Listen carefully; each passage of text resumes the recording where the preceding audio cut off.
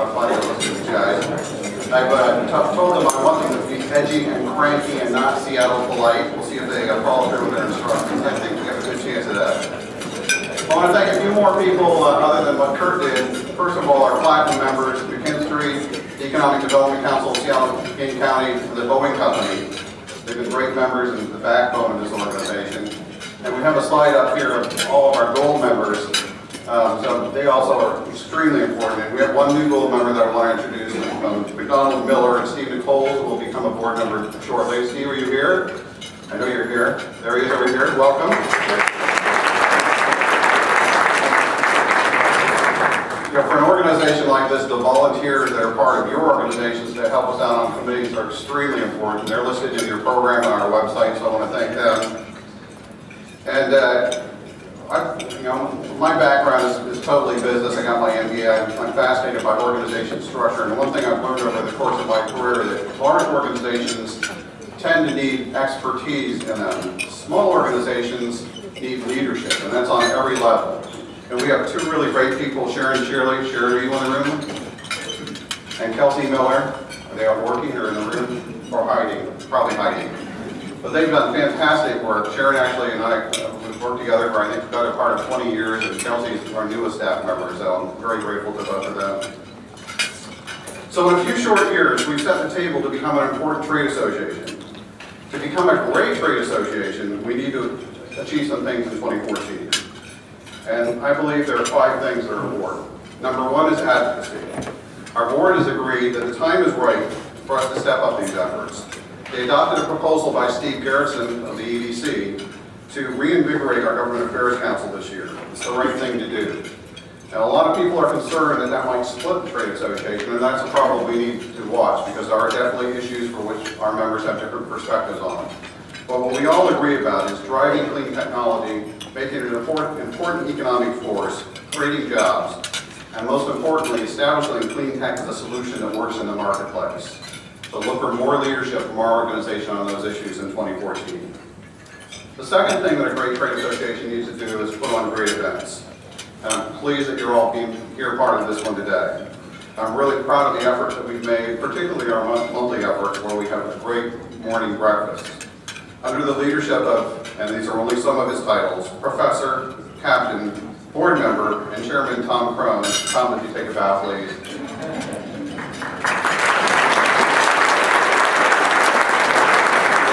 It's Tom and the committee that provide the ideas and the contacts to put on these events. So our events are driven by those individuals that are part of those committees, and I would like you all to participate. Our topics have included the role of coal, transportation, energy storage, water purity, public policy, the economy, retail, sustainability, and others. Our speakers have included Governor Inslee, Greg Barker, the UK Minister of Energy and Climate Change, former Secretary of Defense Robert Gates, and our own Secretary of Transportation, Lynn Peterson. My goal for all of these events is to learn something, and I learn something at every one of them. I would invite you to join us both at those events every second Wednesday of the month and as part of our committee. One of our newer gold members is Perkins Coie. With more than 900 attorneys and 19 offices across the U.S. and Asia, Perkins represents a variety of clean tech companies ranging in size from formation stage startups to Fortune 50 companies. Perkins works with experienced venture capital and private equity funds, government institutions, the Department of Energy, research institutions, service providers, and other key participants in the clean tech industry. Working across multiple practice groups, they counsel their clients on a variety of issues involving key sectors of clean tech, including energy efficiency, renewables, alternative energy, transportation, and water. They also have one of the nicest meeting rooms in Seattle. It has a view of, it's unbelievable, it has a view of Mount Rainier to the south, the Space Needle to the north, and Elliott Bay to the west, which, all those different directions. And even better, it's going to be where we're going to be holding our meetings for the first 6 months of the year. They're going to host those events. So it's a chance for us really to take a great series and move it up a big notch. So we're very excited about that partnership. The third thing a great trade association needs to do is communicate. We need to make it easy for our members to know what's going on. In the past several years, we've been able to get a lot of data onto our website and into our email newsletters. Look for that to go up a notch in 2014 as we start to move more into analysis, opinion, and features of our members. Number 4 is services to our members.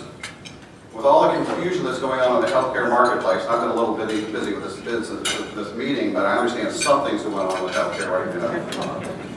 About 40% of our members are on this plan, and it's a fantastic plan. So we're looking for that to even increase in 2014. The 5th thing a great trade association needs to do is make connections, and that's what makes businesses work. And it might be the most important thing we do. Things like this, where somebody sitting across the table has a comment, they become a partner, they become a customer, they become an investor, they become an employee. We need to be the grease that makes business work. So I want to spend a few minutes here in concluding and recognizing some of our Cleantech stars here over the last few years, few months that is. First, there are 2 young Washington State companies that are going to be representing us as the regional winners in the Cleantech Open Contest in San Jose, part of the global competition next week. Helion Energy, and we have a couple people from Helion here. Can they stand? Welcome.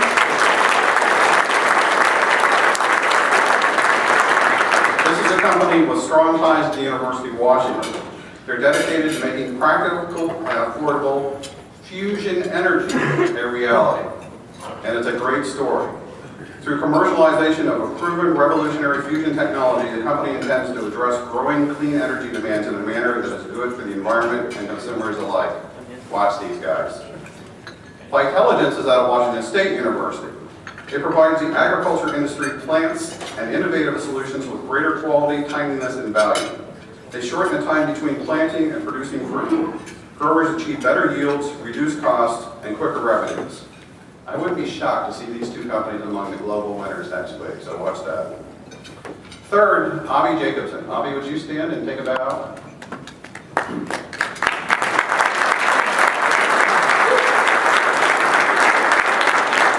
Avi is Senior Sustainable Energy Coordinator at the Washington State Housing Finance Commission, and he's been recognized by the White House as a champion of change for his work to advance clean energy. The Champions of Change events honors veterans who have taken action to promote clean, renewable energy, encourage climate resilience and preparedness, and raise awareness surrounding climate change. He's a veteran of the U.S. Air Force and Air National Guard, and he was inspired by his experiences in Iraq to focus his career on renewable energy. And he's a great member of our committee as well. So thank you, Avi. Please hold out at the White House. Our premier sponsor for this meeting, of course, is the Boeing Company.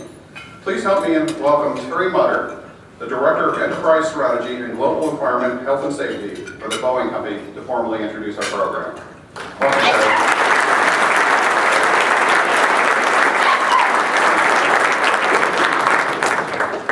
Tom, did you say be surly and cantankerous or something like that? Not you. Oh, okay, fine, because I am feeling a little surly. But seriously, at Boeing, we are actually very proud of our environmental performance and our commitment to sustainable growth. I think it was mentioned early that we're one of the founding members of the WCTA, and we think it's a good organization to belong to. It helps in our thought leadership in developing our strategies and our approaches to clean technology. Kurt mentioned early on that the WCTA created in 2007.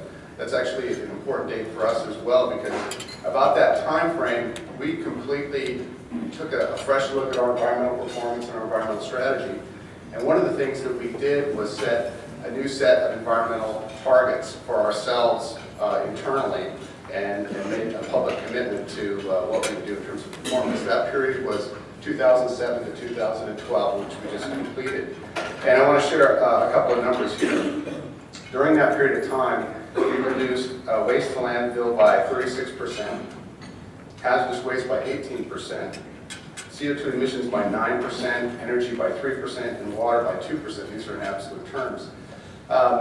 Some of those numbers are single digit, some are double digit, but what I'm really proud to say is that during that same period of time, we increased our employment by 13,000 people. We added 1 million square feet of space, and most amazing is we increased our production rates by 50%. So that was an important lesson for us to realize that through innovation and technology, you can decouple business growth and environmental footprint growth. It's possible.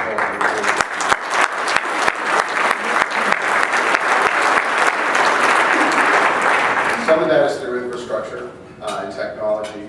A lot of it, over half of it, is our employees, 180,000 plus employees around the world that are changing behavior. So my hat's off to them as well. We're going forward during the next 5 years. We have tremendous business growth in front of us again, and we've made a commitment internally to carbon neutral growth going forward. But what I'm, I think, most proud of is, if you look at the Boeing footprint, environmental footprint, our biggest footprint is certainly the products in use over a 20 or 30-year lifespan. And Boeing is one of the key architects in working with the commercial aviation industry to make a commitment at a sectoral basis, on a global basis, to reduce aviation emissions. And the commitment that's been made is carbon neutral growth by 2020 and a 50% reduction to carbon growth, or excuse me, in absolute terms, 50% reduction by 2050 from the 2005 baseline. That framework has been ratified by the International Civil Aviation Organization that is chartered by the United Nations. So this is a global framework. That's the body that sets standards for the commercial aviation industry. So that kind of big system approach is really important if we're going to tackle this challenge going forward. One thing I'd also like to note is it was announced yesterday that we've entered into an agreement with the government of Quebec. We're going to provide 40 hydrokinetic turbines, in-water hydrokinetic turbines in the river in Quebec. And when it's turned on, it will be the largest hydrokinetic energy farm in the world. This is one of the areas that we're entering, kind of using our technology and our innovation to solve these global challenges. You can read more about that in the news. It's not in our environmental report, which, by the way, a summary of our environmental report is out in the lobby, so it's Friday. You're going to want to pick one of those up for your Friday night reading.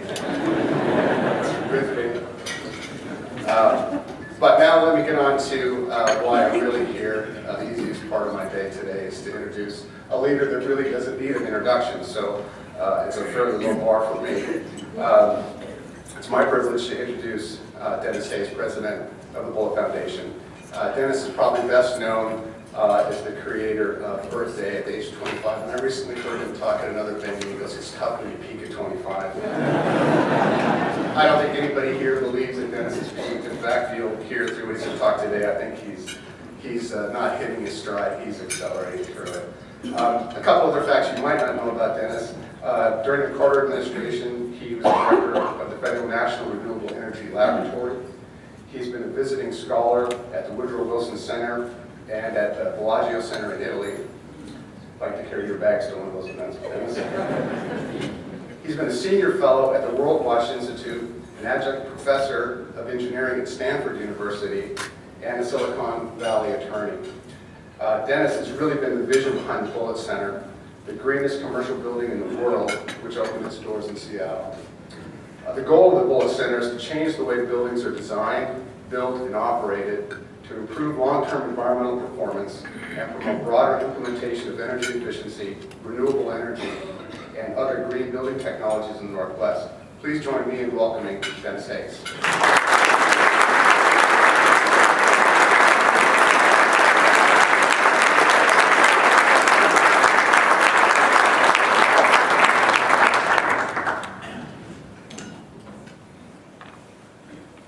Thank you very, very much, Terry, for that introduction.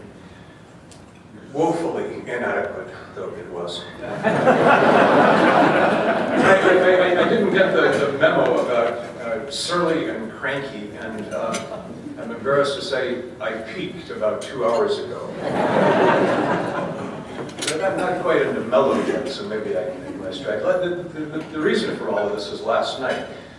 There are two events, both of which are absolutely crucial. This one is really important. And last night was also the annual meeting of the 2030 district, which is seeking a series of incredibly ambitious goals for the major buildings in Seattle by the year 2030. It began at 5:30, so I didn't think we'd have much of a conflict. When it wrapped up at 10 o'clock, I was informed that they were going to have the best after party ever, that this was going to be written up with the same sort of glow that you talk about Vanity Fair after the Oscars. I naturally got sucked into it, went over to the Irish corner, and proved once again that my mother was right when she said that alcohol is God's way of making sure that the Irish don't take over the world.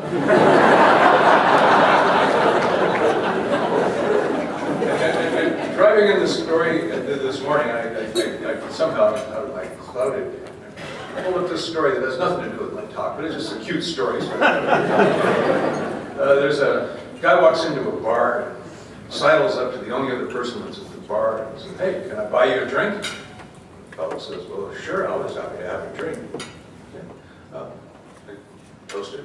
A minute later he says, "You know, I noticed you have an accent. Where'd you come from?" I said, "I came from Ireland." I said, "Well, it's remarkable. I came from Ireland too. Let's drink to good old Ireland." Have another drink. He says, "So what part of Ireland are you from?" He says, I grew up in Dublin." He says, "That's amazing.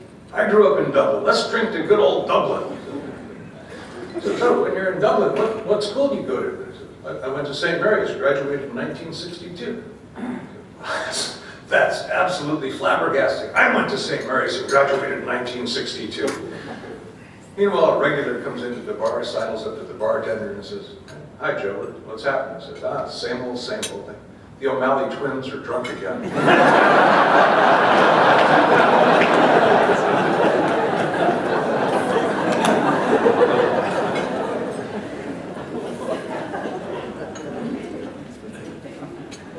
So I'm going to start off this morning with something that will bear some resemblance to those of you who were with me last night at the 2030 district. The first thing we'll do is talk a little bit about why all of this stuff is important and a little bit of big think. This is some figures that you don't see very often. It's talking about the biomass on the world and the competition. There's only so much net biological productivity that happens that supports all life on Earth. And there are lots of ways, as everybody in this room knows, that you can expand things economically, and you can produce knowledge, you can produce creative entertainment, you can do things that give value, but there's only so much sunlight that is captured through photosynthesis and provides the food for things that are out there. So if you look at the actual number of megatons of carbon in the various vertebrates on the planet, humans are now at about 40, our domesticated animals at about 100. If you go down to the marine vertebrates, it's all of the fish in the oceans and the cetaceans, the whales, the dolphins, and what have you. It's a big number, about 50.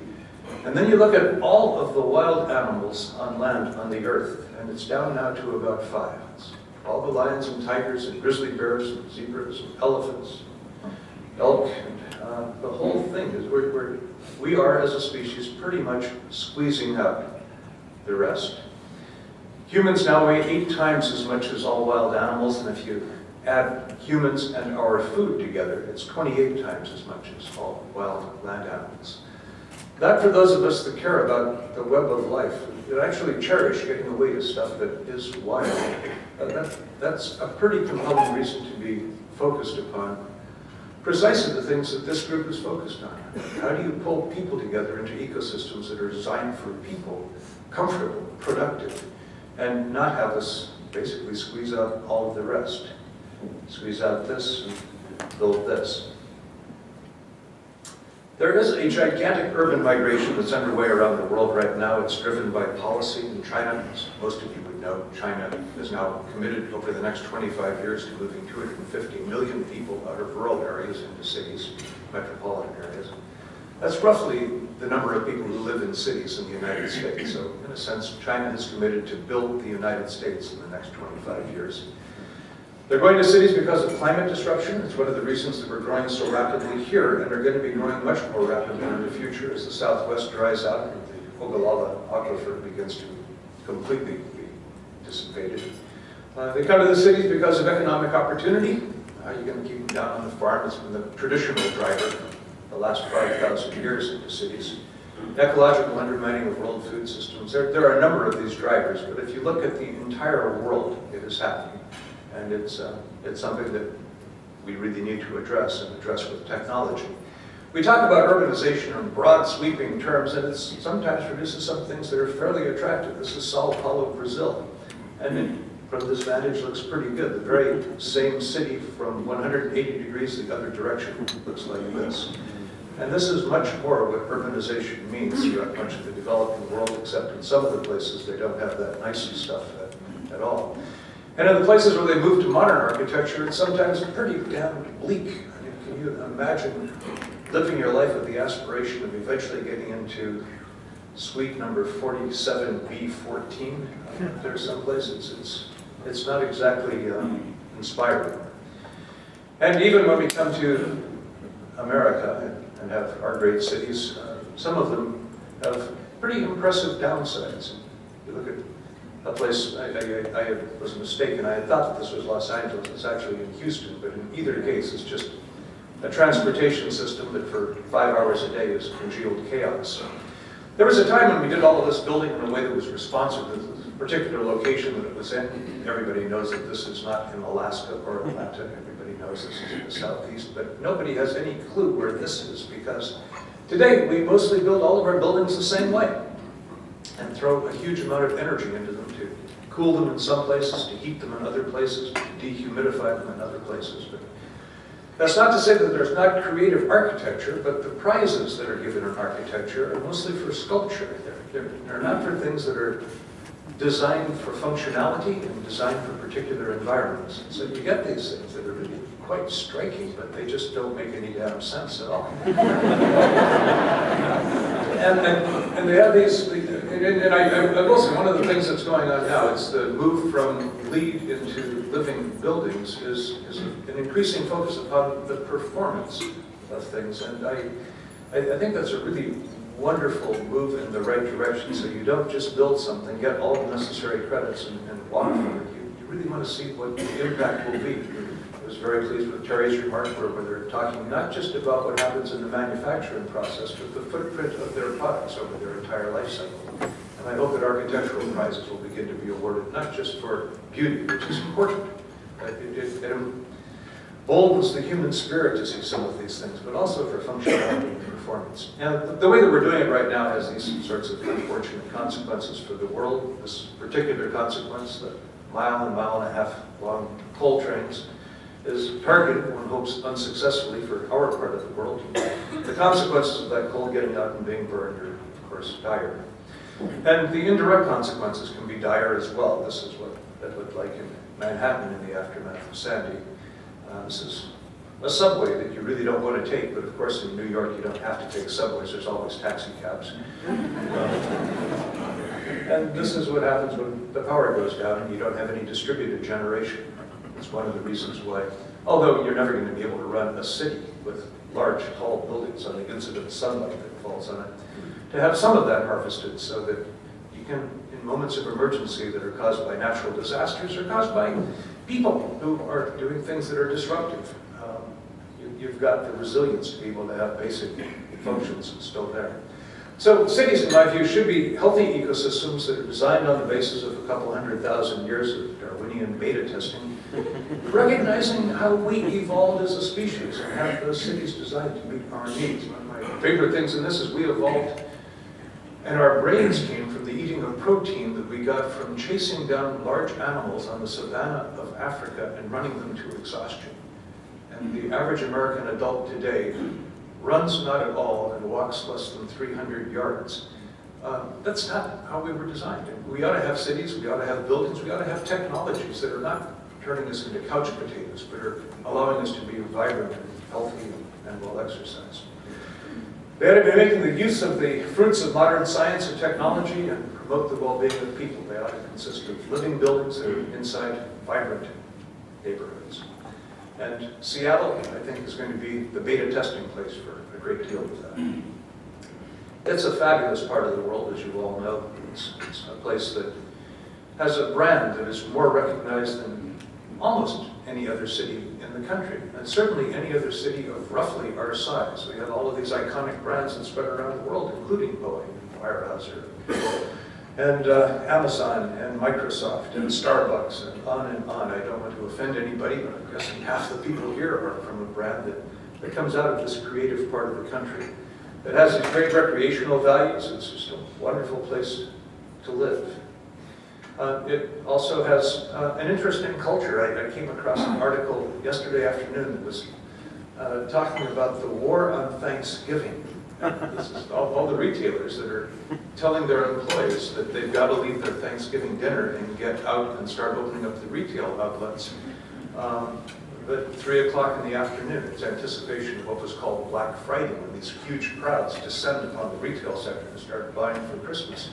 Wanted to get it started a few hours early, so now we're opening up on Thanksgiving. Buried down at the very bottom of the article was that half of the retail outlets that they cited that were not part of this, that actually respected their workers and let them spend Thanksgiving with their families, were located in Seattle. It's the Costco's, it's the REI's, it's the Nordstroms. It's part of what we're about. And of course, what we're about here this morning, technology, where we've done such a huge number of really impressive things. Okay, what I was really brought here to talk about, however, is this, the Bullitt Center. It's trying to represent a great many of things, I'll summarize from the building. And this is what it looks like. Some people think it looks like an arrow. People have all kinds of things for it. But I think it's actually quite elegant and enormously functional. It has gorgeous views out of the sides. I don't think we're quite up with the Perkins, but we can see the entire Seattle skyline. We've got 120-year-old trees between us and that skyline, so nothing will ever block our view. They're fully grown. You can see the Olympics behind them. You can see Mount Rainier to the south, and it really is a spectacular place that we chose mostly because there's no protection for sunlight today in Seattle. And you know, sunlight protection grew up in English common law, where they drew what they thought were parallel lines from the center of the earth up through your property boundaries to the farthest extents of the universe. And that is how property law developed. We've begun to break it down into various sticks now, and we carve out water rights and carve out mineral rights. And there is an automatic thing that the government has carved out so that people can fly Boeing airplanes over your property, despite the fact that you own that air right up there.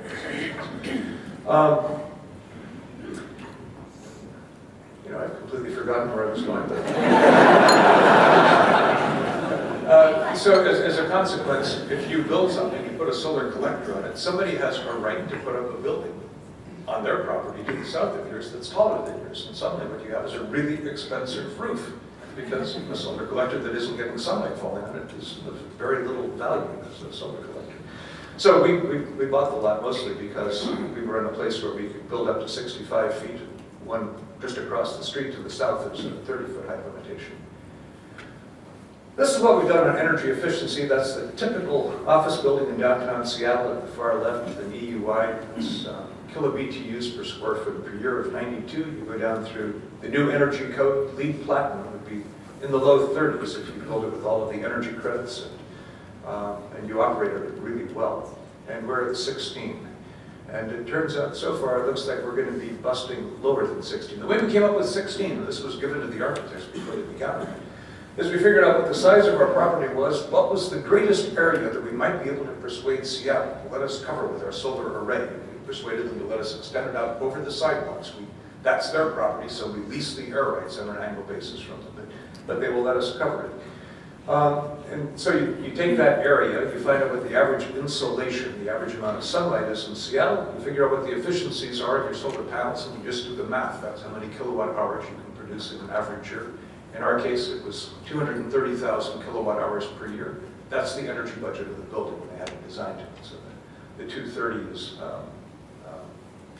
excuse me, the 16 is just converting that into BTUs and then into square feet. And this is how we did it. We may be getting into some of this stuff in the panel.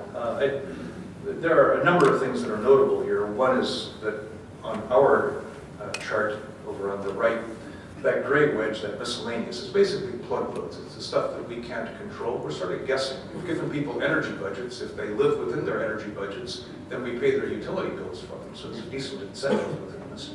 But that's plugging in your computers, plugging in your coffee makers, your printers, your what have you. If you look at that orange slice, it's a kind of a stunning one. That's heating in an average building in the orange slice, which those of you in the back of the room may not be able to see in our building. is comparative of what we're able to do. And this is just a shot of the PV looking. This would be an interesting map if you had the United States to choose from to figure out where would I like to try to put a solar building. It's not intuitively obvious that Seattle would be your first choice. And if you were trying to figure out where could I put the first 6-story building that is net energy neutral and possibly net energy positive, it certainly wouldn't be Seattle.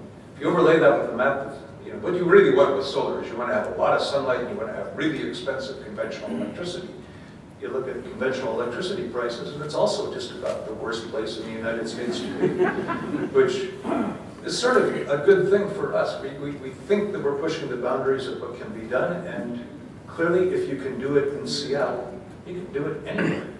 So it's I hope something that helps us with our branding. For the people in the audience who are into energy, this is just a running through of some of the facts and figures about the modules we're using. The SunPower utility modules that I was using for their buildings. They're now available for buildings, but it was a special deal when we persuaded them to let us have it. This is just what it looks like inside a typical office. Every desk in the building is within 30 unobstructed feet of an operable window. The Venetian blinds on the building are on the outside. They will function really well until the winds get up to about 40 miles an hour. I'm missing a couple of slides here. Let's do that. Let me go back. So the building has a nervous system and a brain.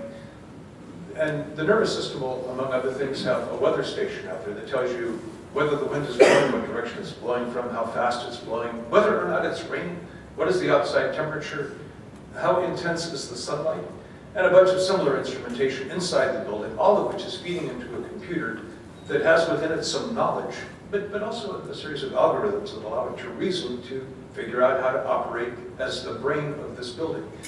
So if the wind gets to 40 miles an hour, the blinds go up. As the sun rises in the east and goes across, if you've got enough solar intensity, the blinds will go down. If it's enough intensity, they will close so that heat from the sun isn't going ever inside the building.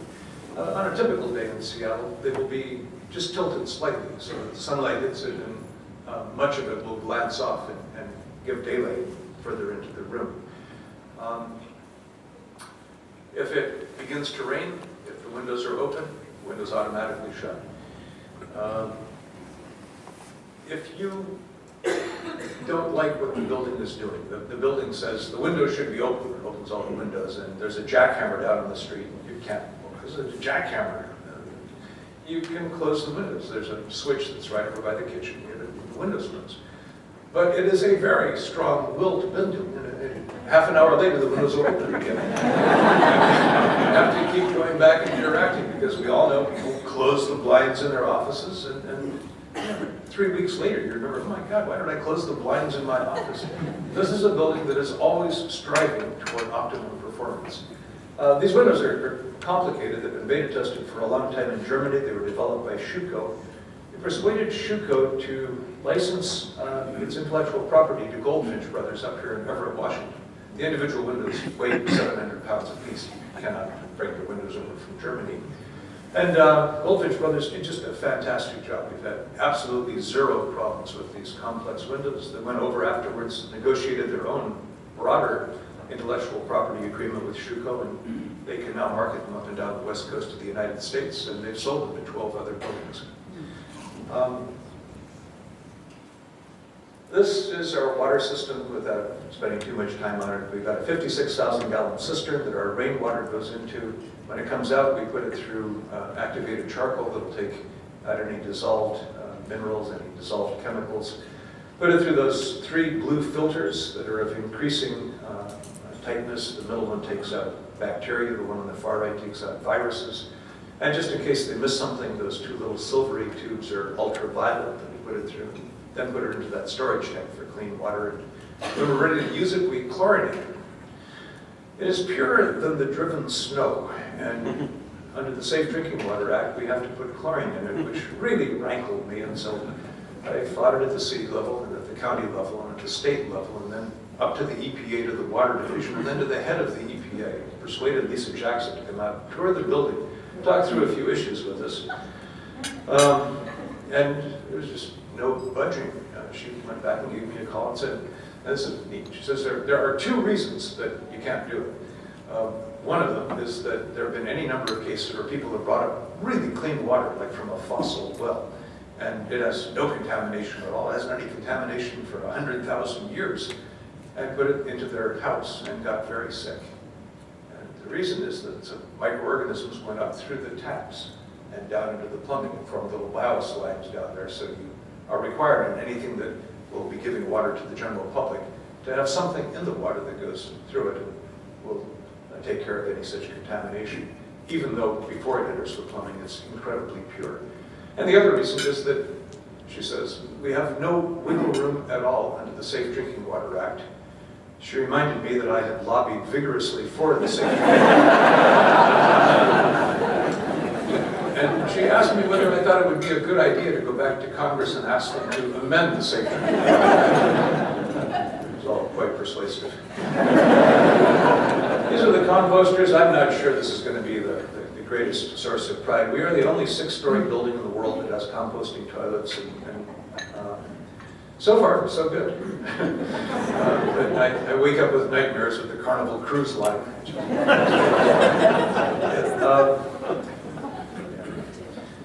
One of the things that we did was meet the red list. That's 14 categories of chemicals that are carcinogenic or mutagenic, somehow toxic, endocrine disrupting. 14 categories didn't seem like that big a lift, and then we actually dug in to find out what's contained in it. There's 362 chemicals that we had to keep out of the building. The building has about 950 components in it, so we actually researched 950 individual things to make sure none of them had this. Many of those chemicals, interestingly, would have, in the way that they would be introduced into the building, no adverse effects upon the people in the building at all, but adverse effects upon the people that were building the building, or adverse effects upon the people in the factory where these things were made. We reached back as far as we could. The data here is, to be generous, imperfect, but we, I think, have done as good a job, probably a better job of keeping harmful things out of this building as anyone in history. And it's all posted now on the Healthy Building Network website. So anybody that wants to know what we did in particular can get the information. One of my contributions to the building has to do with this exercise thing. I insisted to the architects that we have what I termed an irresistible stairway. And we tried a dozen different approaches to that and finally came up with a glass enclosed box that runs down.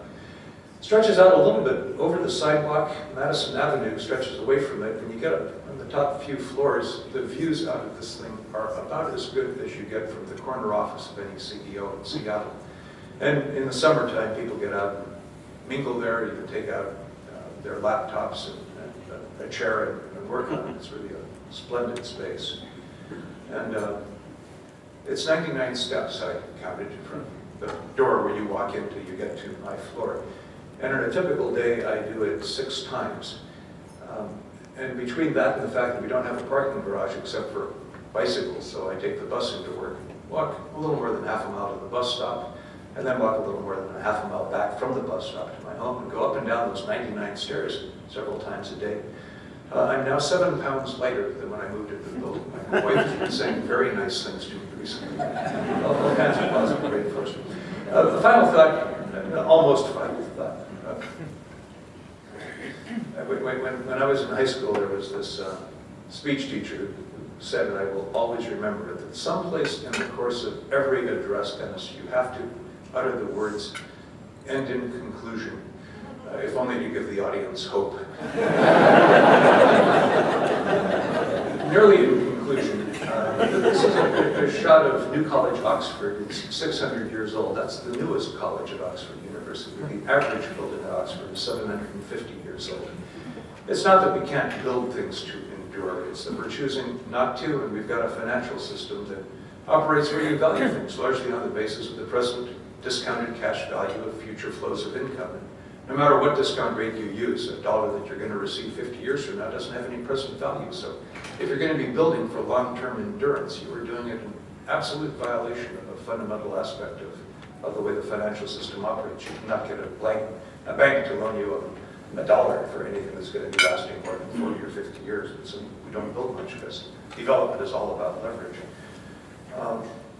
It's one of the things that I'm not sure has a technological solution, but it's something that we have to solve as a society if we're going to move into true sustainability. So,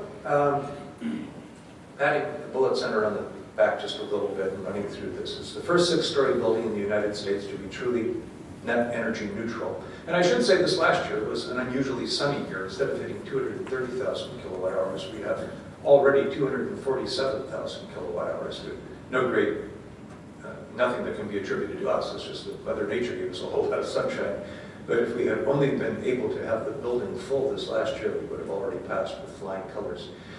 It's the most energy efficient office building in America. It's the first public office building in the United States to use rainwater as potable drinking water, showers, what have you, and then to take its gray water, treat it internally, put it through a green roof, and insert it into the soil right on site inside the city. It's the first commercial structure in the United States to receive project certification from the Forest Stewardship Council, which means that when you look around our building, which has an enormous amount of wood, you know, the ceilings in our building are 2x6s on edge. They support the fundamental structure that's above them, and the entire perimeter is held up by structural, big, thick, laminated wooden beams. Because it's earthquake resilient, our building should be able to withstand 9.2 on the Richter scale for projections. It's the greatest way that you could possibly take carbon dioxide that's already emitted out of the air and sequester it with no threat whatsoever for the next 250 years, which is the design life of our building. And when you look at any of that wood, it looks like every other piece of wood. And it costs 10% more because every piece of wood in the building came from the Forest Stewardship Council forest, which means that it has big buffers around the stream so it's not harming fish, particularly anadromous fish that go through. It doesn't use a number of herbicides that are common in forestry. It has long rotations, and it doesn't have large clear cuts.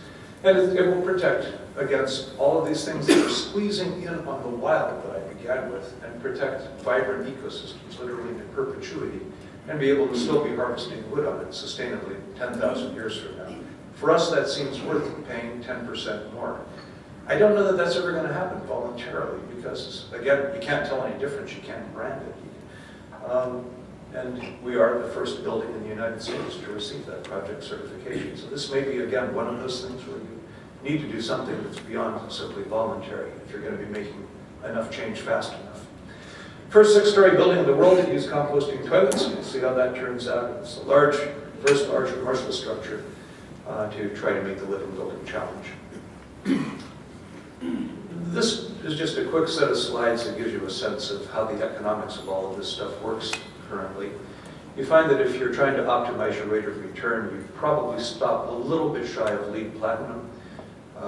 That's about where the way that they value buildings comes and intersects the cost line. But you've got all of these public benefits that are up there from the fact that we don't draw anything out of the Cedar River watershed. We add to the resiliency of Seattle City Light. We don't impose any burdens upon the sanitary sewer system. We take substantial burdens off of the storm sewer system, what have you. And we're absorbing all of those costs, but they are benefits to society. And if we can figure out a way to structure things well, then these buildings start making economic sense, pushing well beyond the LEED Platinum level. And finally, a personal plea. I'm still tied up with Earth Day. I'm still the chairman of the board of Earth Day. Our 50th anniversary is coming up in 2020, which my wife very rudely reminded me, suggests that I am indeed at least slipping into middle age. We're going to be having a series of themed events over the last 5 years until we get to the 50th anniversary. Earth Day is now in 180 countries. And in 2015, that theme is going to be green cities and the technologies that make them green. I'm hoping that Seattle is going to be sort of one of those events that brings world cameras here to show what we are doing as a city, what you are doing as companies that are contributing to that. And I hope that all of you choose to become involved and show off your stuff as we try to bring a degree of attention to it. This is the last big event that we had in Washington, D.C. About 300,000 people was dealing with policy issues. But this next time, it's not going to be so much policy issues as it's going to be the vision of the future that we can all build. Good. Thank you all very much.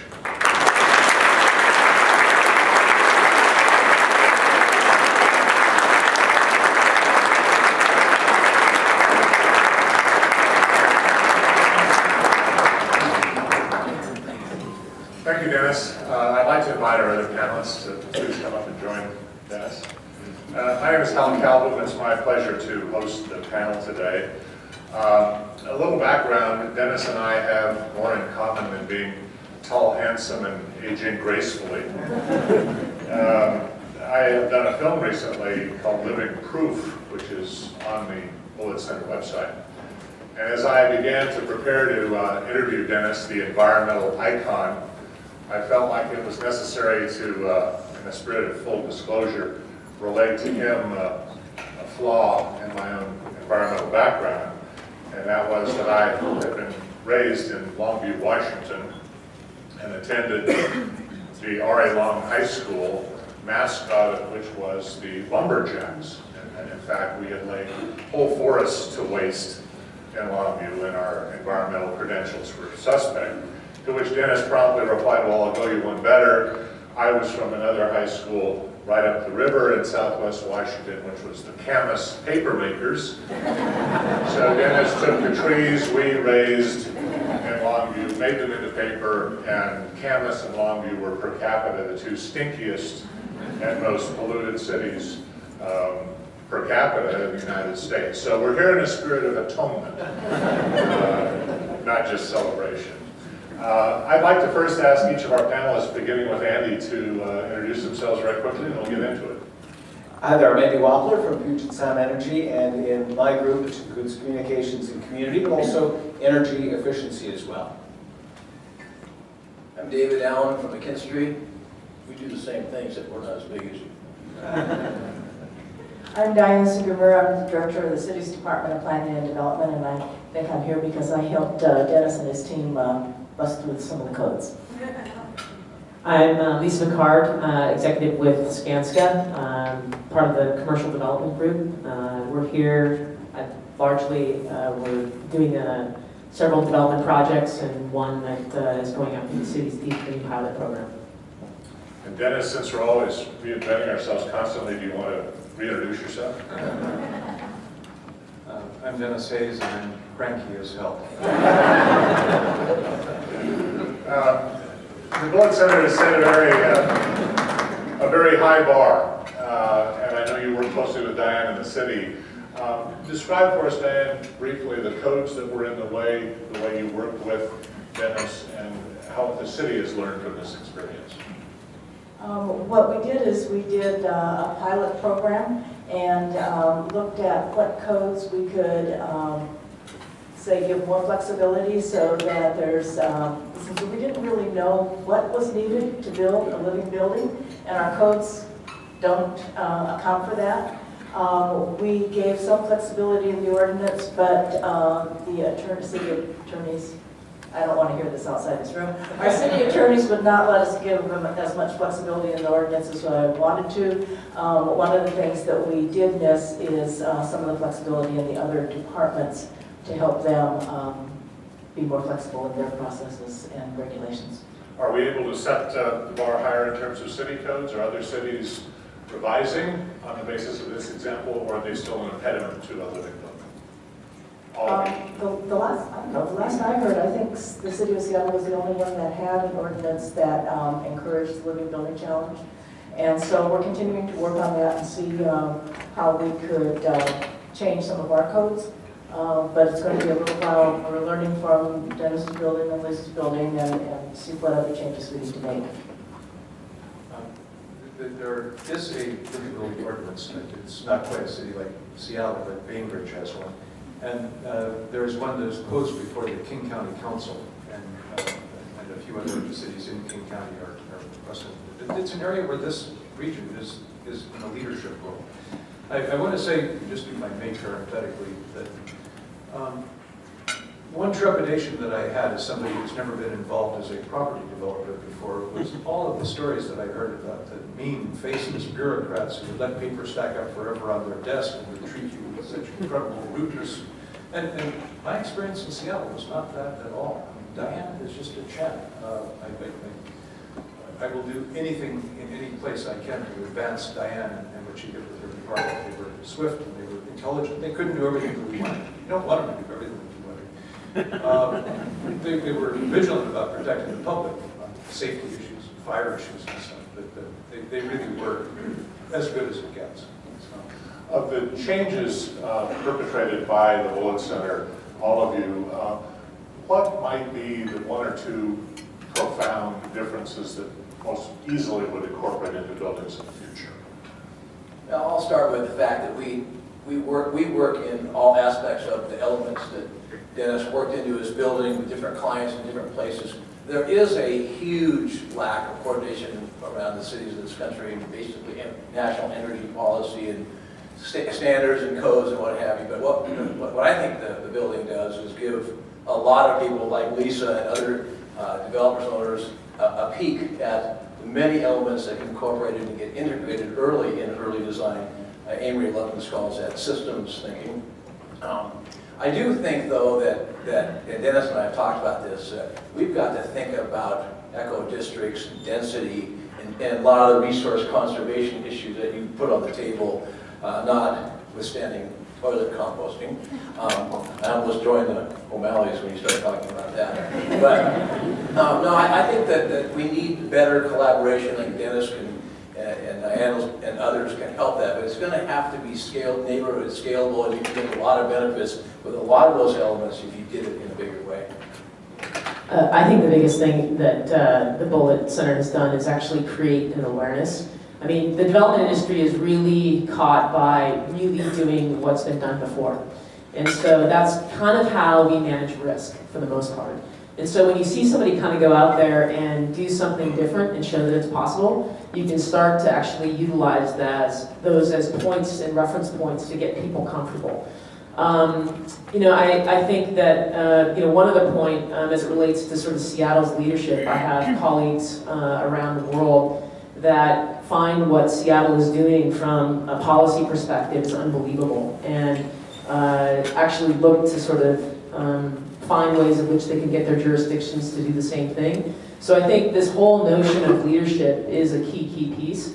And I will say from the Stone 34 project, which is the Brooks Sports headquarters, that they're going into a deep green building, which is looking to reduce the energy consumption, 70% of buildings here in Seattle, that they have to take a leadership position. So if everybody takes this leadership position and shows that it's possible, that not only you can do it to I guess be something that is good and positive for the planet, but you can also thrive and drive an incredibly successful business by doing it. I was just going to throw in that, we have, I think, a lot of leadership among our customers at PSC who are, if they're not doing something quite as groundbreaking or quite as dramatic, some of the everyday things that perhaps as consumers you don't notice. The grocery stores, Kroger I'll call out, phenomenal amount of energy efficiency work that maybe quietly has changed our lives in ways that aren't as dramatic. But I remember as a kid, I'm working at the Mercer Island QFC, it's now part of Kroger. Back then, all the refrigerators, all the freezers, they were open.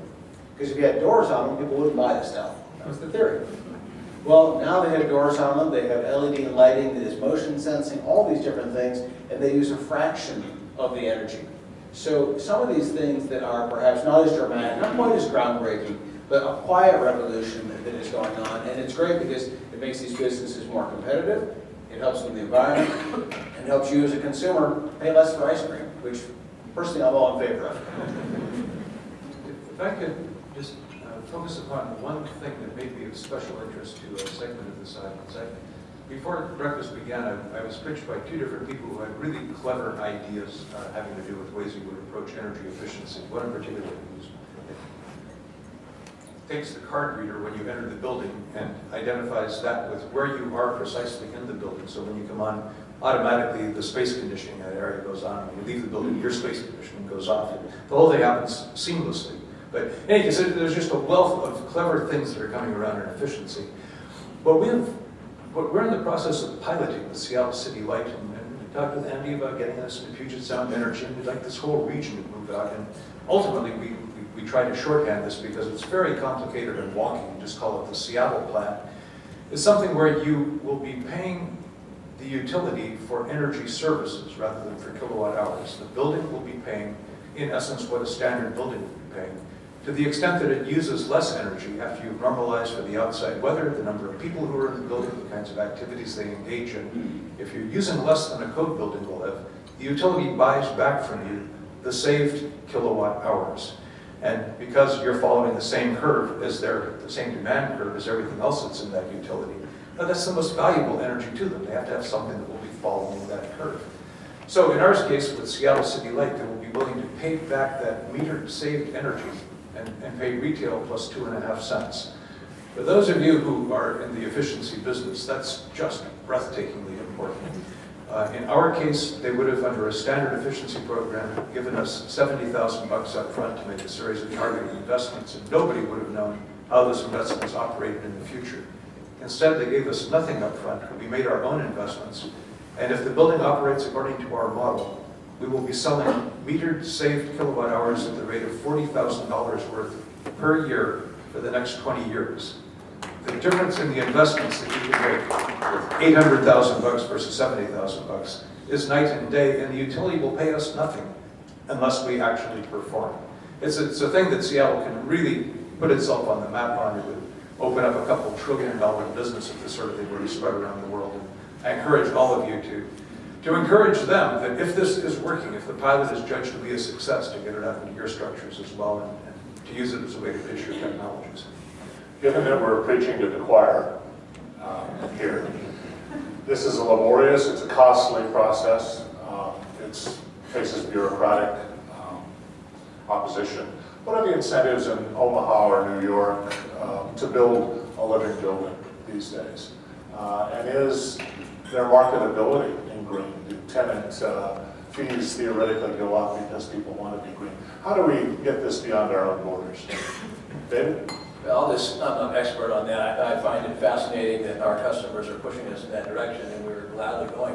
I think that a bigger thing for all of us to think about corporate America, Lisa and I are talking about, do you tell your prospective tenant that we're working on 655 chemicals, and we'll get back to you when we figure out what that costs. The corporate America isn't ready for that yet, really. I think the biggest picture is we don't pay the true cost of anything in this country. So for us, what happens is you have a major user that wants to build a building, and the community wants it to be a living building or a Brooks-type building, and they would love to have that, and it's really hard that they don't want to pay, and the construction industry doesn't want to get efficient and pay, and the people that buy the products, we don't want to pay. We don't want to pay for tolls. We don't want to pay high utility bills. We don't want to pay too much for lettuce. So I mean, it's really like Dennis was talking about. You're really talking about, as a community, are we willing to actually all of us invest in what is possible by Dennis's presentation? I think it's actually a really great point. If I use the example of not wanting to pay for the true cost of food and getting sort of, I guess, malnutrition food, I mean, you make those sort of decisions at a lower cost, but it actually has impact on your own personal health. And I would say that what needs to happen within the development community is almost an innovation in marketability and communication. And I think it's also being able to sort of speak the language to these organizations that quantify for them the true risks.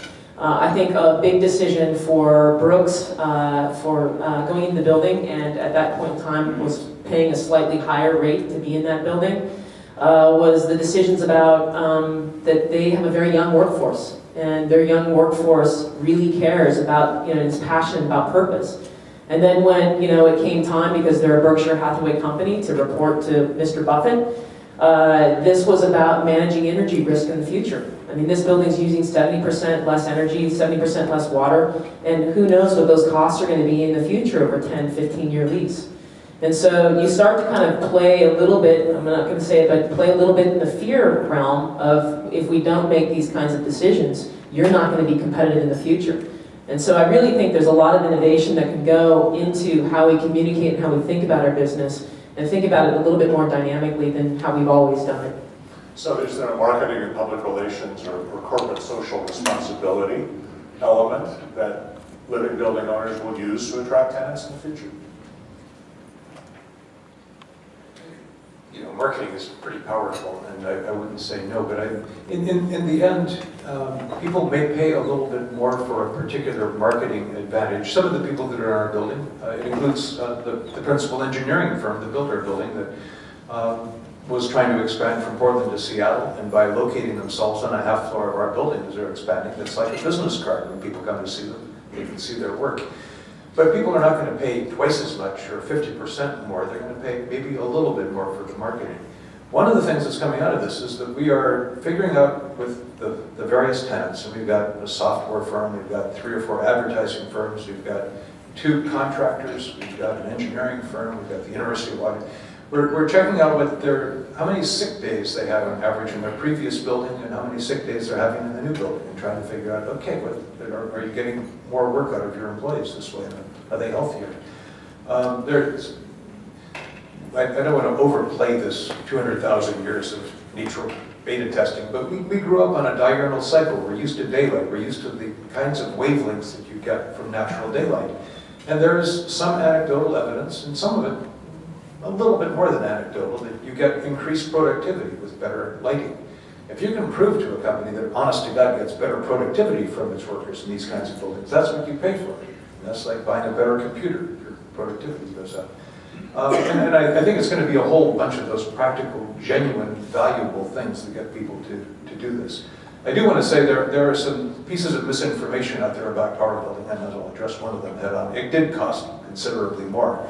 It's about 23% more up through TI, just of construction costs, than a conventional Class A office space would be in Seattle.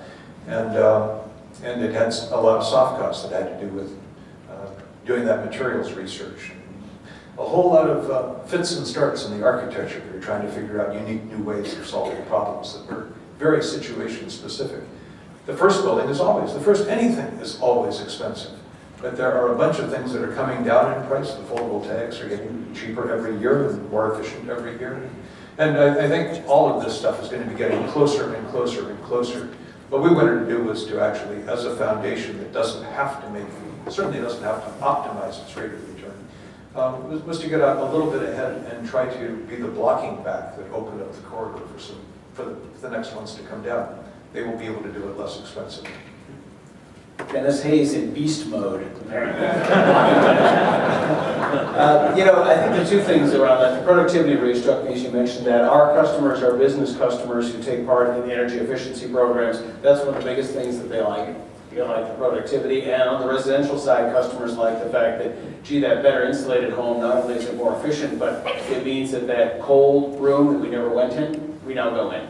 And we were paying the bank every month for that room, right? So now we go in that room, we get some value for our money. So they see those kinds of things, which in business it's productivity in a real output sense, but at home it's just simply, I like my house better. But then the other thing I think that we have to change in our conversation, Dave was talking about the true cost. We always view energy as a rates conversation. And in this new thinking, the idea of my rate is pretty irrelevant. It's really thinking about your total bill, your total cost, a much more holistic. And if we think about it simply as rates will actually go up if people are doing something like zero energy, because they're only going to be using the energy for a period of time over the year. Yes, that will decrease some of the infrastructure costs around it, but not necessarily proportionally. So if you're only focused on we have the lowest rates in the country, you may be missing out. And I think it has to get to a total bill and a quality conversation where people see this as a better quality product, like buying organic produce versus, gee, that plasticky farm tomato. People do that already at the grocery store. They do that in other portions of their life. We have to think of this the same way, as a higher quality product, and not look so much at just unit price. Because if you look at unit price, that may hold you to doing things the same way, the wrong way for a long time. I was interested in Dennis's comment that the building has a brain and a nervous system, which the O'Malley brothers, I guess, didn't. Andy, in my PSE bill, there's always a flyer that's encouraging me to change my behavior, to be greener, to do such and such. And yet I know how difficult it is to move the needle. Are the buildings we're talking about, is a subtext of this to get humans to behave differently, and that our buildings will cue us to do that? Certainly they do. When I've been, I had lunch with Dennis a few weeks ago, and I walked up the 99 stairs. It was a very good thing, and they do have a stunning room, a stunning view out there. I think they will, and I think when you're in a building like that, that traditional desk lamp that you thought you needed, you realize I don't need. So we do take some of those cues, I think, from the environment around us. But for many people, it is the experience that makes them realize, oh, this could be better. And I would say in energy efficiency, we've done things like rock the bulb, we get out, let people exchange their incandescents for their CFLs and now LEDs. And for many people, that's their first time trying any of these things that are new. And it's kind of the entry-level drug. We'll get you hooked on the LED, and then you'll realize, hey, this stuff works. And in part, for sort of the mass public, it's getting them to realize that bulb that you tried in 1995 isn't what's out there today. So getting people to realize, hey, this is a whole lot better than that thing I tried a long time ago. Once they believe, they move. So it's kind of like the shopping bags, perhaps. When we first required that you have to carry your own shopping bags, it's kind of like, oh my gosh, I forgot it in the trunk again. You know, what am I going to do now? I have to pay for it. But now, you don't even think about it as you're going into store. You've got your bags with you. I think the same way with our office building. My office lights are on a sensor. It means that all the lights go off after 6 o'clock. So if I'm going to be there, which I usually am, I have to go switch them on for our section of the building. And then even within my office, if I don't move because my desk is over here and the sensor is over there, every 20 minutes I have to go like this. So, but you know, it's okay. It works, and that way when I leave, the lights are off, and you get used to the fact that things can work differently. But in the behavioral side, there's a couple things. There's a couple companies in the audience that do energy efficiency and that kind of thing. And the industry finds that if you go out and energy retrofit a building and say get 16 to 24% savings, that once if it's operated correctly and you leave behind training, that behavior can be another 10, which is totally unbelievable. And we have some data on that. We're doing some energy platform work for LA County, and it's 80 cities. And they had an experience 5 or 6 years ago where the residential rates went up 60%. And guess what? The bill stayed the same because people adapted and figured it out. It became more important to them. They became more aware. And so that's, I mean, if behavior is 10% or a same bill going up on a huge rate increase, there's data that it works. I think the behavioral piece is probably the hugest frontier. And I would say probably in commercial buildings it's a lot more. In fact, I know with the Stone 34 project, we're looking at, just to be able to get 50% reduction is both in terms of current technology and I would say, just good building design. The next 25% that we're achieving on that is really all behavior. And I think it's not too different from essentially, this is kind of fading, or maybe I'm holding it too close. It's not dissimilar from the fact that I think if you keep looking to the pharmaceutical industry to sort of promote your health as opposed to lifestyle modification, it's a really sort of difficult path to take. And yet I think behavioral change is one of the most difficult things for humans to engage in, that we keep migrating towards technology. And just one quote from the CEO, Toby Cosgrove of the Cleveland Clinic, who does over 300 heart surgeries a year. He said, Lisa, change is so difficult for humans. I can't tell you how many times I have the same guy on my table more than once. In the face of death, we can't even change. So I think the way that we can, address behavioral modification, which I think is the next frontier, is really cultivate an awareness for people about their usage and what it means. This has gone way too quickly. I promised everyone we'd be out at 9 o'clock, so please join me in thanking our panelists.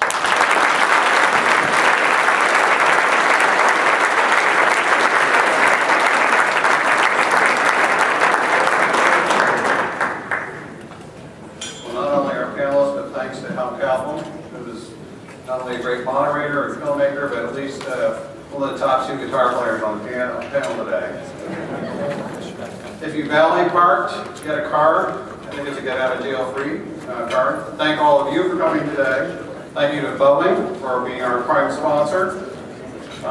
This is our next event. Battery storage is really, I think, an enormously important enabling technology in all of this.